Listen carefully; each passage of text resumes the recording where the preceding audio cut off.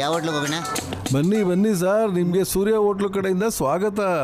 ನಾನಿಲ್ಲಿಯ manager ಇದ್ದೀನಿ ಅಂದ್ಕೊಳ್ಳಿ. ನಾನು ನಿಮ್ಗೆ ಪರ್ಸನಲ್ ಮ್ಯಾನೇಜರ್ ಅಂತ. ಇಲ್ಲಿ ನೀವು ಇಷ್ಟಪಡುವಂತ ಊಟ, ತಿಂಡಿ, ಕಾಫಿ ಎಲ್ಲಾ ರೀತಿಯ ಐಟಮ್ಗಳು ಸಿಗುತ್ತೆ ಸರ್, ಇಂಟರ್ನ್ಯಾಷನಲ್ ಲೆವೆಲ್ಗೆ. ನೀವು ಕೂಡ ತುಂಬಾ ಸ್ಟ್ಯಾಂಡರ್ಡ್ ಮನುಷ್ಯ ತರ ಕಾಣಿಸ್ತಾ ಇದ್ದೀರಿ. ಪತ್ಲು, ಇವನ್ ಯಾಕೋ ಸರಿ ಇಲ್ಲ ಅನ್ಸದೆ ಕಣೋ. ನಮ್ಮನ್ನ ಮೇಲೆ ಕತ್ತಿಸ್ತಾ ಇದ್ದಾನೆ ಇವನು. ನಡಿಯೋ, ಬೇರೆ ಹೋಟ್ಲಿಗೆ ಹೋಗ್ಬೇಡ ನಾವು. ನೀ ಕರೆಕ್ಟಾಗಿ ಹೇಳ್ತಾ ಇದ್ದೆ ಕಣೋ. ಯಜಮಾನ್ರೆ, ತಾವು ನಮಗೆ ಸ್ವಾಗತ ಮಾಡಿದ್ರಿ, ನಿಮಗೆ ತುಂಬ ತುಂಬ ಧನ್ಯವಾದಗಳು. ಆದರೆ ನಾವು ಆನಂದ್ ಹೋಟ್ಲಿಗೆ ಹೋಗ್ತೀವಿ ಸರ್.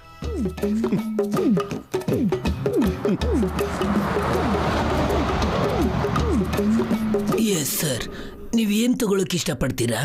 ನಿಮ್ಮ ಎದುರುಗಡೆ ಹೋಟ್ಲವನಿದಾನಲ್ಲ ಸರ್, ಅವ್ನು ಬೀದಿಯಲ್ಲಿ ನಿಂತ್ಕೊಂಡು ಕಸ್ಟಮರ್ ಹತ್ರ ಮಾತಾಡ್ತಾ ಇರ್ತಾನೆ. ಅವರು ನನ್ನ ಕಸ್ಟಮರ್ ಮಾತ್ರ ಅಲ್ಲ ಸರ್, ನನ್ನ ಕೆಲಸದವ್ರನ್ನು ಕೂಡ ಅವ್ರು ಕಿತ್ಕೊಳ್ತಾ ಇದ್ದಾರೆ. ಇವಾಗ ನಾನು ಒಬ್ನೇ ಎಲ್ಲಾನು ಮಾಡ್ತಾ ಇದ್ದೀನಿ. ಅವರು ನನ್ನ ಹೋಟೆಲ್ ಬಂದ್ ಮಾಡ್ಬೇಕು ಅನ್ಕೊಂಡಿದ್ದಾರೆ. ಆದ್ರೆ ನಾನು ಇದನ್ನ ಬಂದ್ ಮಾಡಿ ಎಲ್ಲಿ ಹೋಗೋದು ಹೇಳಿ? ನಾನ್ ಈ ವಯಸ್ಸಲ್ಲಿ ಇನ್ನು ಏನು ಮಾಡೋಕ್ ಆಗೋದೇ ಇಲ್ಲ. ತಾವು ನಮ್ಮನ್ನ ಕೆಲ್ಸಕ್ಕೆ ಇಟ್ಕೊಂಬಿಡಿ ಸರ್, ಆಮೇಲೆ ನೋಡ್ತಾ ಇರಿ ಸರ್. ಅವ್ನಿಗೆ ಹೆಂಗ್ ಬುದ್ಧಿ ಕಲಿಸ್ತೀವಿ ಅಂದ್ರೆ ಇನ್ನೊಂದ್ಸಾರಿ ನಿಮ್ ತಂಟೆಗೆ ಬರಬಾರ್ದು ಅವನು. ಹಂಗ್ ಮಾಡ್ತೀವಿ. ಆದ್ರೆ ನಾನು ಸ್ಯಾಲರಿ ಕೊಡಕ್ ಆಗೋದಿಲ್ಲ. ಅರೆ, ನಿಮ್ಮ ಸ್ಯಾಲ್ರಿ ಗಿಲ್ರಿ ಏನು ಬೇಡ ಸರ್.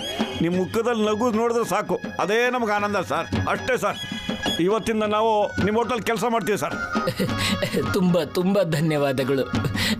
ನನಗೆ ನಂಬೋದಕ್ಕೆ ಆಗ್ತಾ ಇಲ್ಲ, ಈಗಿನ ಕಾಲದಲ್ಲೂ ಕೂಡ ಇಷ್ಟೊಂದು ಒಳ್ಳೆ ಮನುಷ್ಯರು ಇರ್ತಾರ.